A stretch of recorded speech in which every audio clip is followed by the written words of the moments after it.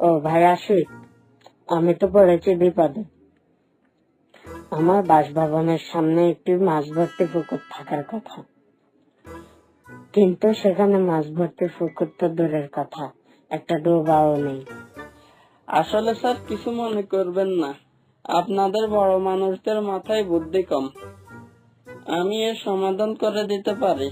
এতে আপনার বিপদও থাকবে না, আবার লাভবানও হবেন। তবে বরাদ্দের টাকা কিন্তু 50% আমার হবে। কি বলো এসব?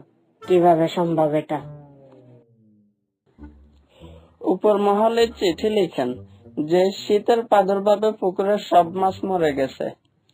এর ফলে পুকুরের সব পানি নষ্ট হয়ে গেছে। এতে করে পুকুরের পানিতে মশার বংশ বিস্তার হচ্ছে। মশার উৎপাতে জনজীবন হুমকির সম্মুখীন হচ্ছে। তাই পুকুরটি ভরাট করা প্রয়োজন, ইত্যাদি ইত্যাদি।